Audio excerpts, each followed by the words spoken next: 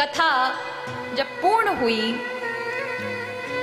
सभी आनंदित हो गए महाराज। उसी समय अर्जुन, उद्धव, शुकदेव, इंद्र आदि संकीर्तन करने लगे और मध्य में भगवान प्रकट हो गए।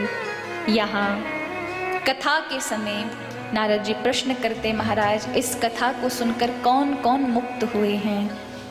तो नारद जी से श्री शंकादिक ऋषि कहते हैं, ये मानवा पाप कृतस्तु सदा दुराचारिता विमार्गगा क्रोधाग्निदग्धा कुटिलशकामी। ये मानवा पाप कृतस्तु, जो सदा पाप में रत रहते हो, दुराचारी, विमार्गी, दूसरे मार्ग पर रहने वाला, उन्हें सही मार्ग नहीं जचता, जो हमेशा उल्टे मार्ग पर चलते हैं, क्रोध में जलने वाले, ऐसे लोगों को भी ये मुक्त कर देती है। उनके मन को शांति देके उन्हें सही पथ पर अग्रसित करती है। ऐसी है। तो कहा कोई ऐसा भी कोई पापी है जो इससे मुक्त हुआ हो?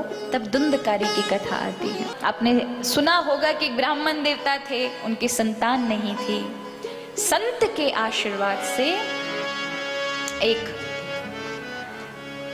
फल प्राप्त हुआ। उस फल को उन्होंने अपनी पत्नी को दे दिया, लेकिन धर्म पत्नी थोड़ी विपरीत मार्ग वाली थी, पति की नहीं सुनती थी। नाम था धुंधली। अपनी बहन से आकर के बातचीत की और उसका पुत्र पैसों से खरीद लिया और वो फल गाय को खिला दिया और पति से झूठ बोल दिया मैंने फल खा लिया। और फिर क्या नतीजा हुआ कि गाय के तो मनुष्य रूप में एक पुत्र हुआ जिसका नाम गौकर्ण हुआ, जो संत का आशीर्वाद था, बहुत बड़ा विद्वान हुआ। लेकिन जो खरीदा हुआ बालक था वो आतताई बना। लेकिन ब्राह्मण देवता को तो यही लगा कि यही मेरा पुत्र है। मन में विचार करने लगा, मेरे प्रारब्ध कितने बुरे हैं, मैंने अपने जीवन में कभी कोई गलत कार्य नहीं किया, लेकिन मेरा पुत्र ऐसा कैसे, असंस्कारी कैसे, ऐसा कोई कार्य नहीं जो ये नहीं करता। तो बहुत दुखी हुए। एक दिन माता पिता को मारा। दोनों बड़े दुखी जब कष्ट पा रहे थे, तो फिर गाय के पुत्र ने समझाया और वो वन को चले गए। भगवत नाम स्मरण करके इन आत्मदेव ब्राह्मण ने अपना जीवन सफल किया। माँ भी एक दिन दुखी हो गई उसके आक्रमण से, उसका जो पीड़ा देने का भाव रहता था, माँ को लूटने का भाव रहता था, जबरदस्ती धन आदि ले जाता था। एक दिन माँ भी बड़ी कष्ट में और उसने भी प्राण छोड़ दिए। अब ये अकेला हो गया, 5 वेश्याओं को ले आया। अब कहते हैं जैसे जैसे आप गलत अन्याय का संग करोगे वैसे वैसे पाप वृत्ति बढ़ती है और फिर संस्कार बढ़ते जाते। कई बार लोग कहते हैं हम इस समय बड़े तमोगुण में हैं, बड़े अंधकार में हैं, मन बहुत गलत गलत सोचता है क्योंकि संस्कार ऐसे हैं। लेकिन एक चीज है, ऐसा नहीं है कि आप परिवर्तित नहीं कर सकते। शास्त्रों ने यही तो कार्य बताया, परिवर्तित कर सकते हैं अपने जीवन को, आप अपने संस्कारों को भी बदल सकते हैं। जैसे आपके बुरे संस्कार हैं तो आप उन्हें अच्छे संस्कारों से ढक दें। भक्ति करें, जीवन में दीन दुखियों की सेवा करें, दान आदि करें, जप करें, तप करें, साधन करें, तीर्थ यात्रा करें। और सबसे अच्छी चीज है कि लोगों के पास इतना धन नहीं है, कह सकते हैं ये महामारी के उसमें कुछ पैसे ही नहीं, हम कहाँ से दान करें। तो उनके लिए है कि आप सबसे बड़ा दान इस समय प्रार्थनाओं का कर सकते हैं ना।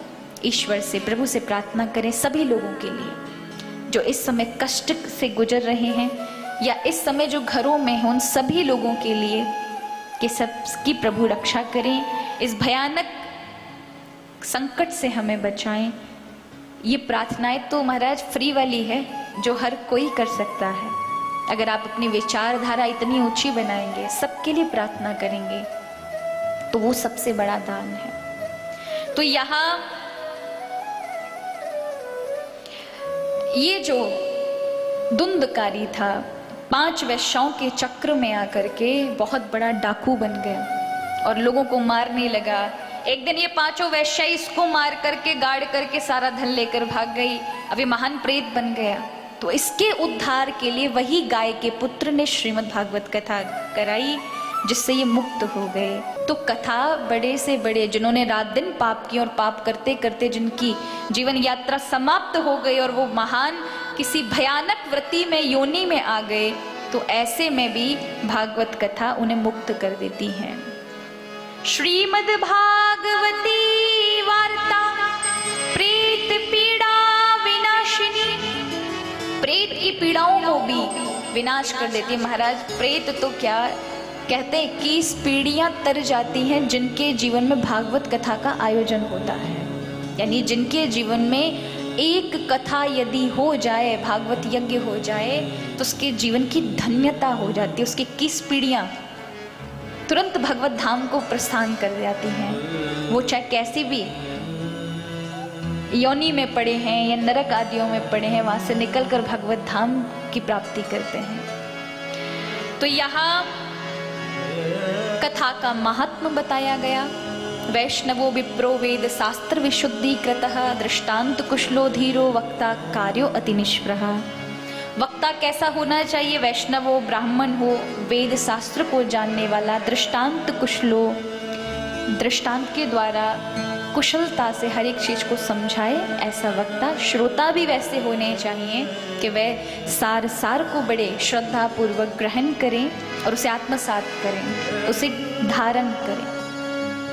फिर कथा में किस महीने में होनी चाहिए, कथा में क्या क्या विधि है, किस प्रकार से बैठना चाहिए, किस प्रकार से शयन करना चाहिए, किस प्रकार से आहार लेना चाहिए, पूरी विधि बताई है। लेकिन कहा गया भैया अगर कथा में अगर आप भोजन करके नहीं बैठे तो फिर भोजन की याद आए इसलिए अल्पाहार ले लो, लेकिन इतना आहार मत लो कि निद्रा देवी आ जाए।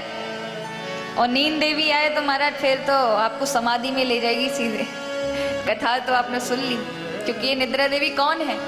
कुंभकर्ण की पत्नी है महाराज। जब भगवान राम ने कुंभकर्ण को मारो तो यानी मन में बनाई ली, मन में सोचा अब तुम्हारी कथा होने तो वहीं जाकर बैठूंगी माथे पे। तो घूमती रहती है, कौन सो रहा है? जो सोता है हमारा वही के माथे पे बैठ जाती है, भारी हो जाता है माथा, और सिर भारी हुआ तो गए हमारा समाधि में। इसलिए निद्रा देवी कष्ट ना पहुंचाए। लोग भागवत व्यास आदि और वैष्णव ठाकुर जी का कीर्तन बीच में कराते हैं।